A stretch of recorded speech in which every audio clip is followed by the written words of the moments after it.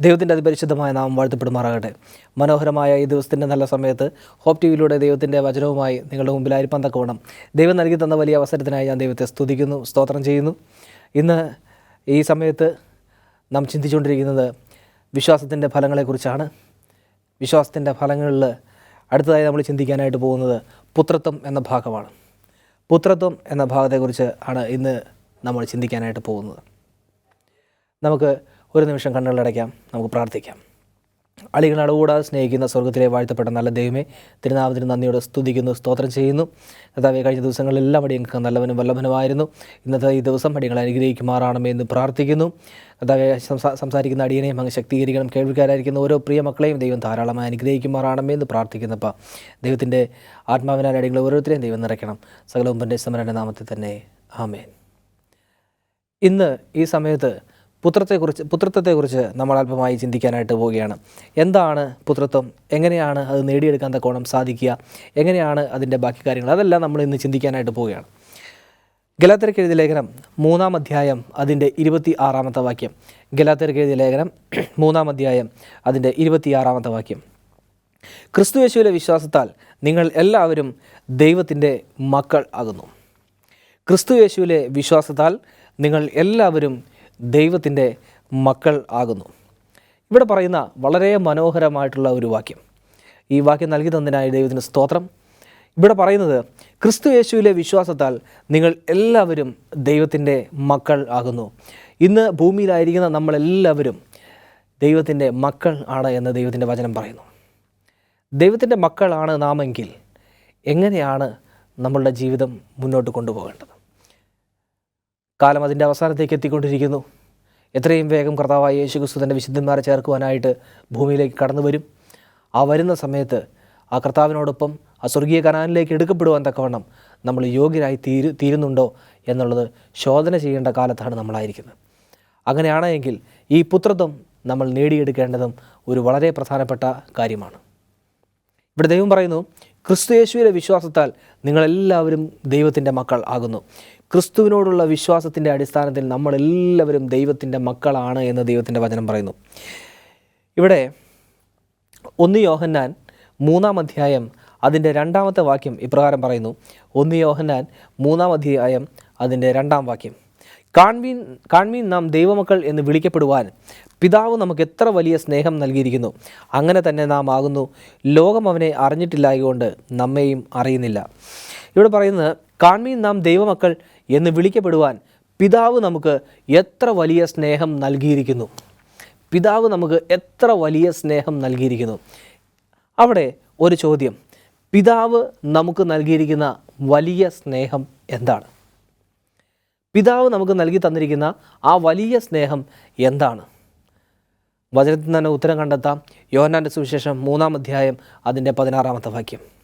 യോഹന്നാൻ്റെ സുവിശേഷം 3-ാം അധ്യായം അതിൻ്റെ 16-ാം വാക്യം. എന്താണ് അവിടെ പറയുന്നത്? തൻ്റെ ഏകജാതനായ പുത്രനിൽ വിശ്വസിക്കുന്ന ഏവനും നശിച്ചു പോകാതെ നിത്യജീവൻ പ്രാപിക്കേണ്ടതിന് ദൈവം അവനെ നൽകുവാൻ തക്കവണ്ണം ലോകത്തെ സ്നേഹിച്ചു. ദൈവം അവനെ നൽകുവാൻ തക്കവണ്ണം ലോകത്തെ സ്നേഹിച്ചു. ഇതാണ് പിതാവ് നമുക്ക് നൽകിയിരിക്കുന്ന വലിയ സ്നേഹം. ഈ ഭൂമിയിലേക്ക് തൻ്റെ പുത്രനെ അയച്ചു തന്ന് നമ്മളുടെ ഓരോരുത്തരുടെയും പാപങ്ങൾക്ക് യാഗമായി 2000-ൽ പരം വർഷങ്ങൾക്ക് മുന്നേ കാൽവരി ക്രൂശിൽ യാഗമാക്കിയതാണ് പിതാവായ ദൈവം ഈ ലോകത്തിന് നൽകി തന്ന സ്നേഹം. പിതാവ് എത്ര വലിയ സ്നേഹം നമുക്ക് നൽകിയിരിക്കുന്നു, ചിന്തിച്ചു നോക്കുക. സ്വന്തം പുത്രനെ മറ്റുള്ളവരുടെ പാപങ്ങൾക്ക് പരിഹാരമായി യാഗമായി അർപ്പിക്കുന്ന ഒരു സ്നേഹം. അങ്ങനെ സ്വന്തം പുത്രനെ നൽകിക്കൊണ്ടാണ് നമ്മളെ ഓരോരുത്തരെയും ദൈവമക്കൾ എന്ന് വിളിക്കുവാൻ പിതാവ് യോഗ്യരാക്കി തീർത്തത്.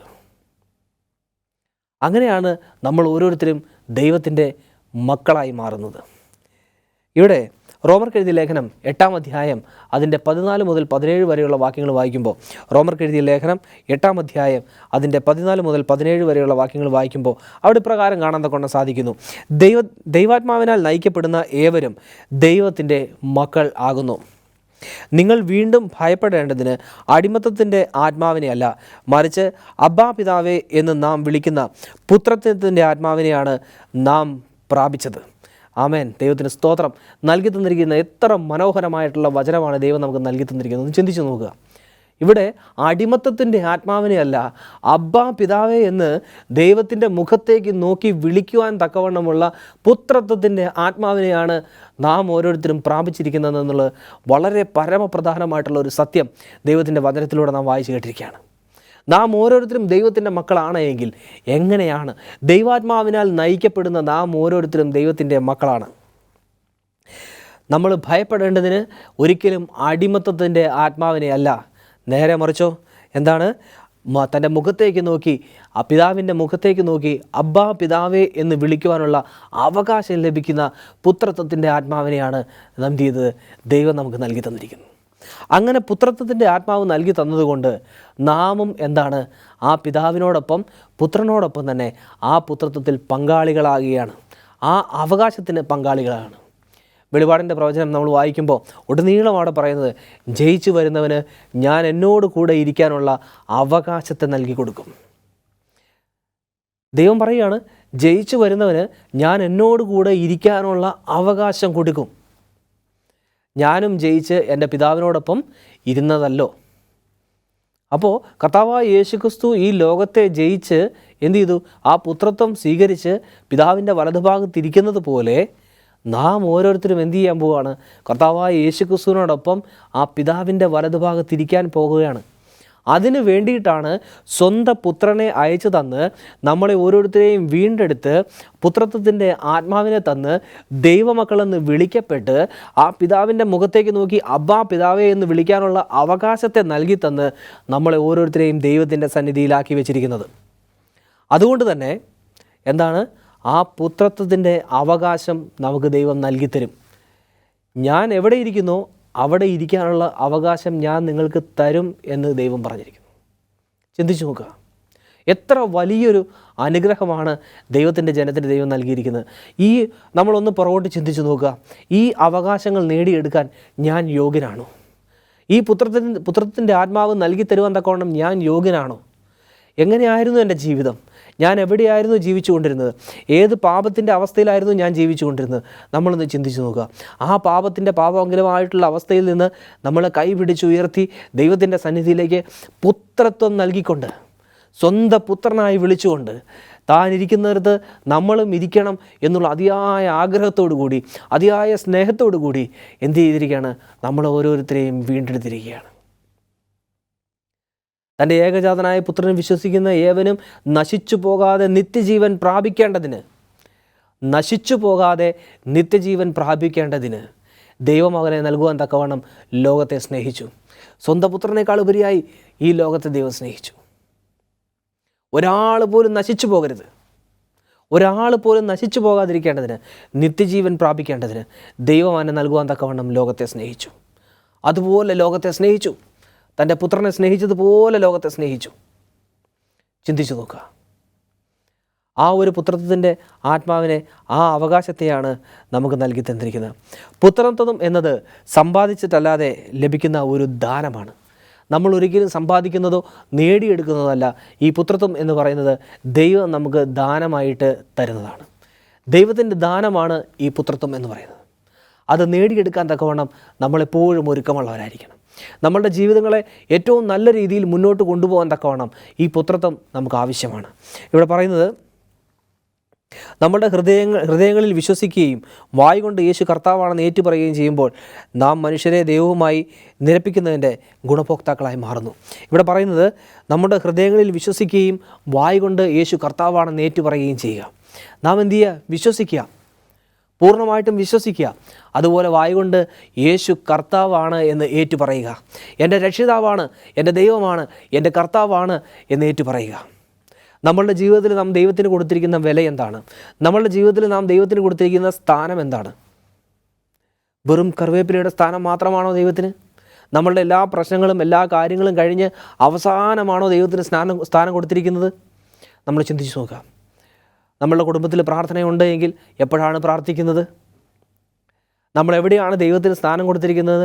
നമ്മളുടെ മക്കളുടെയും നമ്മളുടെ മാതാപിതാക്കളുടെയും നമ്മളുടെ പേഴ്സണലായിട്ടുള്ള കാര്യങ്ങളെല്ലാം കഴിഞ്ഞതിന് ശേഷമാണോ നാം ദൈവത്തിന് സ്ഥാനം കൊടുക്കുന്നത്? ചിന്തിച്ചു നോക്കുക. അങ്ങനെയെങ്കിൽ പുത്രത്വത്തിൻ്റെ ആത്മാവിനെ പ്രാപിപ്പാൻ തക്കവണ്ണം നമുക്ക് സാധിക്കുകയില്ല. നമ്മുടെ ദൈവത്തിനെ നാം എന്തു ചെയ്യണം? എപ്പോഴും മുന്നിൽ നിർത്താൻ തക്കവണ്ണം ഒരുക്കമാകണം. ആ ദൈവത്തെ മുന്നിൽ നിർത്തിക്കൊണ്ട് ജീവിതം മുന്നോട്ട് നയിച്ചെങ്കിൽ മാത്രമേ ആ പുത്രത്വത്തിൻ്റെ ആത്മാവ് നമുക്ക് ലഭിക്കുകയുള്ളൂ. അങ്ങനെ ലഭിച്ചെങ്കിൽ മാത്രമേ ഈ ജീവിത വിജയത്തിൽ വിജയിച്ച് ജീവിക്കാൻ തക്കവണ്ണം നമുക്ക് സാധിക്കുകയുള്ളൂ. ഈ ജീവിതം വിജയത്തോടു കൂടി ജീവിക്കാൻ തക്കവണ്ണം നമുക്ക് സാധിക്കണമെങ്കിൽ ഈ പുത്രത്വത്തിൻ്റെ ആത്മാവ് നമുക്ക് ലഭിക്കുക തന്നെ വേണം. ഇവിടെ പറയുന്നത് റോമർക്ക് എഴുതിയ ലേഖനം 8-ാം അധ്യായം അതിൻ്റെ 15-ാമത്തെ വാക്യം പറയുന്നത് എന്താണ്? റോമർക്ക് എഴുതിയ ലേഖനം 8-ാം അധ്യായം അതിൻ്റെ 15-ാമത്തെ വാക്യം ഇവിടെ പറയുന്നത്, നിങ്ങൾ പിന്നെയും ഭയപ്പെടേണ്ടതിന് ദാസത്വത്തിൻ്റെ ആത്മാവിനെയല്ല, നാം അബ്ബാ പിതാവേ എന്ന് വിളിക്കുന്ന പുത്രത്വത്തിൻ്റെ ആത്മാവിനെ അത്രേ നാം പ്രാപിച്ചത്. ആ പുത്രത്വത്തിൻ്റെ ആത്മാവിനെയാണ് നാം ഓരോരുത്തരും ഈ ഇന്ന് പകൽക്കാലം പ്രാപിക്കേണ്ടതായിട്ടുള്ളത്. എങ്ങനെയാണ് ഈ പുത്രത്തിൻ്റെ ആത്മാവ് നമുക്ക് നിലനിർത്തിക്കൊണ്ട് പോകാൻ തക്കവണ്ണം സാധിക്കുന്നത്? ദൈവം ഒരുക്കമാണ്. നമുക്ക് ഈ ആത്മാവിനെ നൽകി തരുവാൻ തക്കവണ്ണം ദൈവം ഒരുക്കമാണ്. പക്ഷേ അതെങ്ങനെ നേടിയെടുക്കണം, അതല്ലെങ്കിൽ അതെങ്ങനെ നമ്മൾ നിലനിർത്തിക്കൊണ്ട് പോകണം? ഒന്ന് ചിന്തിച്ചു നോക്കുക. നമ്മളുടെ ജീവിതങ്ങളെ രൂപാന്തരപ്പെടുത്തിക്കൊണ്ട്, നമ്മളുടെ ജീവിതത്തിൽ മാറ്റങ്ങൾ വരുത്തിക്കൊണ്ട്, എന്തെല്ലാം പ്രതിസന്ധികളും പ്രതികൂലങ്ങളും വന്നാലും അതിലെല്ലാം ദൈവത്തെ മാത്രം വിശ്വസിച്ച് അടിയുറച്ച് നിന്നുകൊണ്ട് ആ ജീവിതം മുന്നോട്ട് നയിച്ചെങ്കിൽ മാത്രമേ ഈ പുത്രത്തിൻ്റെ ആത്മാവിനെ നേടിയെടുക്കാൻ തക്കവണ്ണം നമുക്ക് സാധിക്കുകയുള്ളൂ. പഴയ നിയമത്തിലൂടെ നമുക്ക് കാണാൻ കഴിയുന്നത് മനുഷ്യർക്ക് ഒരിക്കലും സ്വന്തമായി ദൈവത്തെ പ്രസാദിപ്പിക്കാൻ കഴിയില്ല എന്നാണ്. അതുകൊണ്ട് ദൈവം തന്നെ ഒരു വിശുദ്ധ യാഗമായി നൽകി പരിശുദ്ധാത്മാവായി നമ്മിൽ വസിക്കുന്നതിനായി തന്നെ വിട്ടുകൊടുത്തു. പഴയ നിയമകാലത്തേക്ക് നമ്മൾ നോക്കിയാൽ അന്ന് ഒരു യാഗം കഴിക്കണമായിരുന്നു. ആ പാപത്തിൻ്റെ വ്യാപ്തിക്കനുസരിച്ചിട്ട് ഒരു കുറുപ്രാവിനെയോ അല്ലെങ്കിൽ ഒരു കോലാട്ടുകൊറ്റനെയോ അങ്ങനെ ആ യാഗം കൊടുത്തിട്ട് വേണം എന്ത് ചെയ്യാനായിട്ട്? നമ്മളുടെ പാപം ദൈവത്തോട് നിരപ്പാക്കുന്നതിന് വേണ്ടിയിട്ട്. അപ്പോൾ അതിനെല്ലാം ഒരു മാറ്റം വരുത്തിക്കൊണ്ട്, അതിനെല്ലാം ഒരു മാറ്റം വരണം എന്ന് ദൈവം ആഗ്രഹിച്ചുകൊണ്ട് ദൈവം എന്തു ചെയ്യാണ്? മനുഷ്യരുടെ ഇടയിലേക്ക് ദൈവം ഇറങ്ങി വന്നു. സ്വന്തം പുത്രനായി ഇറങ്ങി വന്ന് സ്വയം ഒരു യാഗമായി മാറി. ആ യാഗമായി മാറിയതോടുകൂടി ഇപ്പോൾ എന്താണ്? ഒരു പുത്രത്വം നമുക്ക് ദാനമായിട്ട് ലഭിച്ചിരിക്കുകയാണ്. പഴയ നിയമ കാലഘട്ടത്തിൽ ഒരിക്കലും സ്വന്തമായിട്ട് ദൈവത്തെ പ്രസാദിപ്പിക്കാനായിട്ട് സാധിക്കില്ലായിരുന്നു.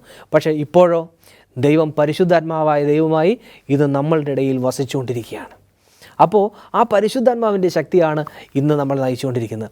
അതുകൂടാതെ തന്നെ ആ ദൈവത്തിൻ്റെ മുഖത്തേക്ക് നോക്കുവാനും അബ്ബാ പിതാവേ എന്ന് വിളിക്കുവാനുമുള്ള അവകാശം നമുക്ക് നൽകി തന്നു എന്നുള്ളത് നമ്മൾ മനസ്സിലാക്കേണ്ട ഏറ്റവും പരമപ്രധാനമായിട്ടുള്ള കാര്യമാണ്. അതുകൊണ്ട് ഒരു വിശ്വാസി എന്ന നിലയിൽ നിങ്ങളൊരു പഴയ ആളല്ല. നിങ്ങളിൽ ദൈവത്തിൻ്റെ ആത്മാവുണ്ട്. യേശു വസിക്കുന്ന അതേ ആത്മാവ് നിങ്ങളിലും വസിക്കുന്നു. അപ്പോൾ അതായത് ഒരു വിശ്വാസി എന്ന നിലയ്ക്ക് നമ്മളിപ്പോൾ ഒരു പഴയ ആളല്ല. ഒരു വിശ്വാസി എന്ന നിലയ്ക്ക് നമ്മൾ ഒരിക്കലും ഒരു പഴയ മനുഷ്യനല്ല. നമ്മളെന്താണ്? ഒരു പുതിയ മനുഷ്യനായി യേശുവിൽ വസിക്കുന്ന അതേ ആത്മാവ് തന്നെ ഇന്ന് നമ്മിലും വസിക്കുന്നു എന്നുള്ള ഏറ്റവും സന്തോഷകരമായിട്ടുള്ളൊരു കാര്യമാണ് ദൈവത്തിൻ്റെ വചനം നമുക്ക് പറഞ്ഞു തരുന്നത്. അതായത് യേശുവിൽ വസിക്കുന്ന ഏത് ആത്മാവാണോ അതേ ആത്മാവ് തന്നെയാണ് നമ്മളിലും വസിക്കുന്നത്. ഇന്ന് പുത്രത്വം നൽകി നമ്മളെ ദൈവം അനുഗ്രഹിച്ചിരിക്കുകയാണ്. എന്നെ കേൾക്കുന്ന പ്രിയ ദൈവജനമേ, പുത്രത്വം നൽകി, ആ പുത്രൻ്റെ അവകാശം നൽകി. ഒരു പുത്രനായിരിക്കുമ്പോൾ ആ പുത്രന് പിതാവിൽ എന്ത് അവകാശമുണ്ടോ ആ അവകാശങ്ങളെല്ലാം നമുക്ക് നൽകി തന്ന് നമ്മളെ ദൈവം വീണ്ടെടുത്തിരിക്കുകയാണ്. അത്രത്തോളം ദൈവം നമ്മളെ സ്നേഹിക്കുന്നതുകൊണ്ട്, അത്രത്തോളം ദൈവം നമ്മളെ പരിപാലിക്കുന്നതുകൊണ്ട്, അത്രത്തോളം ദൈവത്തിന് നമ്മെ ആവശ്യമുള്ളതുകൊണ്ട് ദൈവം നമ്മെ സ്നേഹിക്കുകയാണ്. ദൈവം നമ്മളെ വീണ്ടെടുത്തിരിക്കുകയാണ്. ആ പുത്രത്വം നൽകി നമ്മളെ, ദൈവത്തിൻ്റെ അവകാശം നൽകി നമ്മളെ വീണ്ടെടുത്തിരിക്കുകയാണ്. ഇവിടെ യേശുവിൻ്റെ ആത്മാവ്, അതേ ആത്മാവ് തന്നെയാണ് നമ്മളെയും എന്ത് ചെയ്ത് മുന്നോട്ട് ഇന്ന് നയിക്കുന്നത്. അതുകൊണ്ട് തന്നെ നാം ഓരോരുത്തരും എന്തെല്ലാം പ്രയാസങ്ങളോ പ്രതിസന്ധികളോ ബുദ്ധിമുട്ടുകളോ പ്രതികൂലങ്ങളോ എന്തു തന്നെ വന്നാലും ശരി, അതിനെല്ലാം തരണം ചെയ്തുകൊണ്ട് എൻ്റെ ദൈവത്തിൻ്റെ ആത്മാവ് എന്നെ വഴി നടത്തും, എൻ്റെ ദൈവത്തിൻ്റെ ആത്മാവ് എന്നെ നയിക്കും എന്നുള്ള ബോധ്യത്തോടു കൂടി നമ്മളുടെ ജീവിതം മുന്നോട്ട് കൊണ്ടുപോകാൻ തക്കോണം നമ്മൾ ഒരുക്കമാണ് എങ്കിൽ ആ അവകാശങ്ങളെ തന്ന് താനിരിക്കുന്നിടത്ത് നിങ്ങളും ഇരിക്കണം എന്ന് ദൈവം ആഗ്രഹിക്കുന്ന പോലെ ആ സ്വർഗീയ കാനാനിൽ നമ്മൾ കടന്നു ചെല്ലുമ്പോൾ പിതാവിൻ്റെ വലതുഭാഗത്ത് പുത്രൻ ഇരിക്കുന്നത് പോലെ ആ വിജയിച്ച് ചെല്ലുന്ന നമ്മൾ ഓരോരുത്തരും എന്ത് ചെയ്യും? ദൈവത്തോടൊപ്പം അവിടെ ഇരിക്കുന്നവരായി കാണപ്പെടുമെന്നുള്ളതിന് യാതൊരു സംശയമില്ല. അതുകൊണ്ട് എന്നെ കേൾക്കുന്ന പ്രിയ ദൈവജനമേ, നാം ഓരോരുത്തരും ദൈവത്തിൻ്റെ പുത്രനാണ്, പുത്രിയാണ് എന്നുള്ള ഒരു വലിയ സത്യം ഇന്ന് നിങ്ങളുടെ മുമ്പിൽ ദൈവം നിങ്ങൾക്ക് വേണ്ടി തുറന്നു തരുന്നു. നാം ഓരോരുത്തരും ദൈവത്തിൻ്റെ മക്കളാണ്. ഇന്ന് ഏതൊരു മാതാപിതാക്കളും സ്വന്തം മക്കൾ നശിച്ചു പോകാനോ നഷ്ടപ്പെട്ടു പോകാനോ ആഗ്രഹിക്കുകയില്ല. അവരുടെ ആവശ്യങ്ങളും അവരുടെ ആഗ്രഹങ്ങളും എല്ലാം അവരെ കൊണ്ടാകുന്ന രീതിയിൽ എന്ത് ചെയ്യും? തൻ്റെ മാതാപിതാക്കൾ നിർവഹിച്ചു കൊടുക്കും. അതുപോലെ തന്നെയാണ് സ്വർഗത്തിലെ പിതാവും. അതുപോലെ തന്നെയാണ് അബ്ബാ പിതാവേ എന്ന് വിളിക്കുന്ന സ്വർഗത്തിലെ പിതാവും. എന്താണോ നമുക്ക് ആവശ്യം, എന്താണോ നമ്മളുടെ ആഗ്രഹം, ഇതെല്ലാം മനസ്സിലാക്കിക്കൊണ്ട് ഇതെല്ലാം നടത്തിത്തരുവാൻ തക്കവണ്ണം പിതാവ് ഒരുക്കമാണ്. പക്ഷെ നമ്മളൊരു കാര്യം മാത്രം ചെയ്താൽ മതി, ദൈവത്തോട് ചോദിച്ചാൽ മാത്രം മതി. നിങ്ങൾ ചോദിപ്പിൻ. നിങ്ങൾ ചോദിച്ചാൽ എന്തു ചെയ്യും? പുത്രൻ മഹത്വപ്പെടേണ്ടതിന് പിതാവ് നിങ്ങൾക്കത് ചെയ്തു തരും. യാതൊരു സംശയമില്ലാത്ത കാര്യമാണ്. അതുകൊണ്ട് എന്നെ കേൾക്കുന്ന പ്രിയ ദൈവജനമേ, ഇന്ന് നാം ഓരോരുത്തരും ദൈവത്തിൻ്റെ മക്കളാണ്. നാം ഓരോരുത്തരും ദൈവത്തിൻ്റെ മക്കളായിരിക്കുന്നത് കൊണ്ട് തന്നെ ആ ദൈവത്തിൻ്റെ ആ കൂട്ടവകാശികളാണ്. ആ സ്വർഗത്തിന് അവകാശികളായി മാറിയവരാണ് നമ്മൾ. അതുകൊണ്ട് തന്നെ ആ പുത്രത്വം നൽകി നമ്മളെ അനുഗ്രഹിച്ചിരിക്കുമ്പോൾ, അബ്ബാ പിതാവേ എന്ന് വിളിക്കാനുള്ള ആ വലിയ അനുഗ്രഹം നമ്മളുടെ ജീവിതത്തിൽ ദൈവം ദാനമായി തരുമ്പോൾ, ദൈവത്തിൻ്റെ സന്നിധിയിൽ മുട്ടുകളെ മടക്കി ആ മുഖത്തേക്ക് നോക്കിക്കൊണ്ട്, ദൈവമേ എൻ്റെ ജീവിതം പുതുക്കി തരണമേ, എൻ്റെ ജീവിതം മുന്നോട്ട് നയിക്കണമേ, എൻ്റെ ജീവിതത്തിൽ വന്നുപോയ തെറ്റുകുറ്റങ്ങളും പോരായ്മകളും എൻ്റെ കുറവശങ്ങളും എൻ്റെ ലംഘനങ്ങളും എല്ലാം ക്ഷമിച്ചു തന്നുകൊണ്ട്, അബ്ബാ പിതാവേ എന്ന് വിളിക്കുവാനുള്ള വലിയ അവകാശം എനിക്ക് ദാനമായി നൽകിയതുകൊണ്ട് ഞാൻ എൻ്റെ ദൈവത്തെ സ്തുതിക്കുന്നു എന്ന് ആ മുഖത്തേക്ക് നോക്കി പ്രാർത്ഥിക്കാൻ തക്കവണ്ണം നമ്മൾ ഒരുക്കമാണെങ്കിൽ, തീർച്ചയായിട്ടും ആ സ്വർഗീയ കാനാനിൽ ഞാനും നിങ്ങളും കടന്നു ചെല്ലുമ്പോൾ ആ പിതാവിൻ്റെ വലതുഭാഗത്ത് പുത്രനിരിക്കുന്ന അതോടൊപ്പം തന്നെ അവിടെ തന്നെ ഇരിക്കുവാൻ തക്കവണ്ണം നമുക്കും സാധിക്കുമെന്നുള്ളതിന് യാതൊരു സംശയമില്ല. തീർച്ചയായിട്ടും എന്നോടുകൂടെ ഇരിക്കുവാൻ, ജയിച്ചു വരുന്നവന് ഞാൻ എന്നോടുകൂടെ ഇരിക്കുവാൻ അവസരം നൽകും. അതുപോലെ തന്നെ നമ്മൾ കാണുന്ന മറ്റൊരു കാര്യമാണ് വെളിപാടിൻ്റെ പ്രവചനത്തിൽ പറയുന്നത്, കുഞ്ഞാടിൻ്റെ പാട്ടുകൾ പാടുവാനും കുഞ്ഞാട് പോകുന്നിടത്തെല്ലാം പോകുവാനും ഞാൻ എന്തു ചെയ്യും? നിങ്ങൾക്ക് അവസരം നൽകി തരും. ഇതെല്ലാം ഒരു പുത്രൻ്റെ അവകാശമാണ്. ഇതെല്ലാം ഒരു പുത്രൻ്റെ അവകാശമാണ്. അതാണെന്ന് ഇന്ന് നമുക്ക് നൽകി തന്നിരിക്കുന്നത്. കുഞ്ഞാട് പോകുന്നിടത്തെല്ലാം പോകാൻ തക്കവണ്ണം നമ്മൾ സ്വർഗീയ കാനാനിൽ കടന്നു ചെല്ലുമ്പോൾ നമുക്ക് സാധിക്കും. ആ കുഞ്ഞാടിനോടൊപ്പം ആയിരിക്കാൻ തക്കവണ്ണം നമുക്ക് സാധിക്കും. എത്ര വലിയ അവസരമാണ് ദൈവത്തിൻ്റെ ജനമേ നമുക്ക് ദൈവം നൽകിയിരിക്കുന്നത്. എത്ര നല്ല ദാനമാണ് ദൈവം നമുക്ക് നൽകിയിരിക്കുന്നത്. സ്വന്തം രക്തം കാൽവരിയിൽ ചൊരിഞ്ഞ് നമ്മളെ വീണ്ടെടുത്ത് പുത്രനാക്കി ആ പുത്രൻ്റെ അവകാശം നൽകി എത്ര വലിയ അനുഗ്രഹമാണ് നമ്മളുടെ ഓരോരുത്തരെയും ജീവിതത്തിൽ ദൈവം നൽകിയിരിക്കുന്നത്. പക്ഷേ നാം ഓരോരുത്തരും ആ അനുഗ്രഹങ്ങളൊന്നും കണ്ടില്ല എന്ന് വെച്ച്, ആ അനുഗ്രഹങ്ങളൊന്നും വേണ്ട എന്ന് വെച്ച് ഹൃദയത്തിൻ്റെ വാതിലിൻ്റെ ദൈവത്തിൻ്റെ മുന്നിൽ കൊട്ടി അടച്ചുകൊണ്ട് നാം ഓരോരുത്തരും നമ്മുടേതായിട്ടുള്ള രീതിയിൽ നമ്മുടെ ജീവിതം മുന്നോട്ട് നയിച്ചുകൊണ്ടിരിക്കുകയാണ്. ഇന്ന് പകൽക്കാലം എന്നെ കേൾക്കുന്ന പ്രിയ ദൈവജനമേ, നമ്മൾ മനസ്സിലാക്കിക്കൊള്ളുക, ആ പുത്രത്വം നൽകി ആദരിക്കാൻ തക്കവണ്ണം, അല്ലെങ്കിൽ ദൈവം നമ്മളെ പുത്രത്വം നൽകി സ്വീകരിക്കാൻ തക്കവണ്ണം ഒരുക്കമായിട്ട് നിൽക്കുമ്പോൾ നാം എന്തിനു വേണ്ടി ദൈവത്തിൻ്റെ മുന്നിൽ നമ്മുടെ ഹൃദയങ്ങളെ അടച്ചിടണം? നാം എന്തിനു വേണ്ടി നമ്മുടെ ഹൃദയങ്ങളെ അടച്ച് സീല് വെച്ച് ദൈവത്തിന് പ്രവേശിക്കാൻ സാധിക്കാതെ, ദൈവത്തിന് പ്രവർത്തിക്കാൻ തക്കവണ്ണം സാധിക്കാതെ എന്തിനു വേണ്ടി അത് അടച്ചിടണം? ഇന്ന് ഈ വചനം കേൾക്കുന്ന സമയത്ത് ആ പിതാവ് നമ്മളുടെ മുമ്പിൽ വന്ന് മുട്ടുമ്പോൾ, ആ ഹൃദയത്തിൻ്റെ വാതിലിൽ മുട്ടുമ്പോൾ, ആ ഹൃദയത്തിൻ്റെ വാതിൽ നമുക്ക് തുറന്നു കൊടുക്കാം. ആ പുത്രത്വത്തിൻ്റെ ആത്മാവിനെ ആവോളം സ്വീകരിച്ച്, ആ പുത്രൻ്റെ അവകാശങ്ങളെ സ്വീകരിച്ചുകൊണ്ട് ആ സ്വർഗീയ കാനാനിലേക്ക് കടന്നു ചെല്ലുമ്പോൾ ആ പുത്രൻ്റെ വലതുഭാഗത്ത്, ആ പിതാവിൻ്റെ വലതുഭാഗത്ത് ഇരിക്കുവാൻ തക്കവണ്ണം, പുത്രനോടൊപ്പം ഇരിക്കുവാൻ തക്കവണ്ണം നമ്മളും അവകാശികളായി തീരും എന്നുള്ളതിന് യാതൊരു സംശയവുമില്ല. ദൈവത്തെ പ്രസാദിപ്പിക്കുവാനോ പുത്രത്വം നേടാനോ നമുക്കൊന്നും ചെയ്യാൻ കഴിയാത്തതിനാൽ ദൈവം നമ്മെ അവനുമായി ഒരു ബന്ധത്തിലേക്ക് കൊണ്ടുവന്നിട്ടില്ലെന്ന് നാം മനസ്സിലാക്കണം. അങ്ങനെ നമുക്ക് അവനെ പ്രസാദിപ്പിക്കാൻ ശ്രമിക്കാം. അതുകൊണ്ട് ദൈവത്തെ പ്രസാദിപ്പിക്കാനായിട്ട് ഇന്നേ വരെ നമുക്ക് സാധിച്ചിട്ടില്ല എന്നുള്ളതാണ് സത്യം. അങ്ങനെ സാധിക്കാത്തതുകൊണ്ട് ആ പുത്രത്വത്തിൻ്റെ ആത്മാവിനെ നമുക്ക് പ്രാപിക്കാനായിട്ടും സാധിച്ചിട്ടില്ല. വചനം പറയുന്നു, ആ പുത്രത്വത്തിൻ്റെ ആത്മാവിനെ നേടുവാൻ തക്കവണ്ണം നമുക്ക് സാധിച്ചിട്ടില്ല. പക്ഷേ ദൈവം ആ പുത്രത്വത്തിൻ്റെ ആത്മാവിനെ നൽകുവാൻ തക്കവണ്ണം ഒരുങ്ങി നിൽക്കുകയാണ്.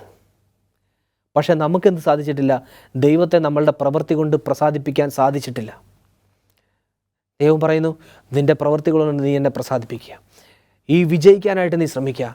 ആ വിജയിച്ചു വരുന്നവന് ഞാൻ എന്നോടുകൂടെ ഇരിക്കുവാനുള്ള അവകാശം നൽകും. കുഞ്ഞാട് പോകുന്നിടത്തെല്ലാം പോകുവാനുള്ള അവകാശം കൊടുക്കും. കുഞ്ഞാടിൻ്റെ പാട്ട് പാടുവാനുള്ള അവകാശം കൊടുക്കും. ആ സ്വർഗീയ കനാലിലേക്ക് കടന്നു ചെല്ലുമ്പോൾ ആ പളുങ്ക് നദീതീരത്തിരുന്നു കൊണ്ട് കുഞ്ഞാടിൻ്റെ പാട്ടുകൾ പാടുന്ന അവസ്ഥ നിങ്ങളൊന്ന് ചിന്തിച്ചു നോക്കുക. ആ പളുങ്ക് നദീതീരത്തിരുന്നു കൊണ്ട് കുഞ്ഞാടിൻ്റെ പാട്ടുകൾ പാടി കുഞ്ഞാടിനോടൊപ്പം സഞ്ചരിക്കുന്ന അവസ്ഥ നിങ്ങളൊന്ന് ആലോചിച്ച് നോക്കുക. ദൈവത്തെ നമ്മൾ എന്ത് ചെയ്തിട്ടില്ല? നമ്മളുടെ പ്രവൃത്തി കൊണ്ട് നമ്മൾ ദൈവത്തെ പ്രസാദിപ്പിച്ചിട്ടില്ല എന്ന് ദൈവവചനം പറയുന്നു. അതുകൊണ്ട് ആ പുത്രത്വത്തിൻ്റെ ആത്മാവിനെ നേടണമെങ്കിൽ ഇന്ന് നമ്മൾ ഒരുങ്ങിക്കൊള്ളുക. ഇന്ന് ഈ വചനം കേൾക്കുന്ന സമയം ഇതുവരെയും നാം ആ പുത്രത്വത്തിൻ്റെ ആത്മാവിനെ നേടുവാൻ തക്കവണ്ണം, ദൈവത്തെ പ്രസാദിപ്പിക്കുന്ന തക്കവണ്ണമുള്ള പ്രവൃത്തികൾ നമ്മളുടെ ജീവിതത്തിൽ ഉണ്ടായിട്ടില്ല എങ്കിൽ ഇന്നു മുതൽ ഈ നിമിഷം മുതൽ നമ്മളുടെ ജീവിതത്തിലും ആ പ്രവൃത്തികൾ ഉണ്ടാകേണ്ടത് അത്യാവശ്യമാണ്. ദൈവത്തെ പ്രസാദിപ്പിക്കേണ്ടതായിട്ടുള്ള അവസരം നമ്മളുടെ ജീവിതത്തിൽ ദാനമായി തരികയാണ്. ഇന്ന് ഒരവസരം കൂടെ നമ്മളുടെ ജീവിതത്തിൽ ദാനമായി ദൈവം തരികയാണ്. അതുകൊണ്ട് ദൈവത്തെ പ്രസാദിപ്പിക്കാൻ തക്കവണ്ണം നമ്മൾ ശ്രമിക്കുക. തീർച്ചയായിട്ടും അതിനായിട്ട് ദൈവം നമ്മളെ അനുഗ്രഹിക്കും. തീർച്ചയായിട്ടും ആ പുത്രത്വത്തിൻ്റെ ആത്മാവ് നൽകി തരുവാൻ തക്കവണ്ണം ദൈവം നമ്മളെ സഹായിക്കും. ആ അവസരം ഓരോ ദിവസവും നമ്മളുടെ മുന്നിൽ വന്ന് നിൽക്കുമ്പോൾ നമ്മൾ എന്ത് ചെയ്യരുത്? ആ ഹൃദയത്തിൻ്റെ വാതിൽ കൊട്ടിയടച്ച് കളയരുത്. അതുകൊണ്ട് ദൈവം പറയുന്നു, എന്താണ്? നീ ദൈവത്തെ പ്രസാദിപ്പിക്കുക. ഇതുവരെ നിങ്ങളുടെ പ്രവൃത്തി കൊണ്ട് നിങ്ങൾക്ക് ദൈവത്തെ പ്രസാദിപ്പിക്കാനായിട്ട് ഇതുവരെ സാധിച്ചിട്ടില്ല.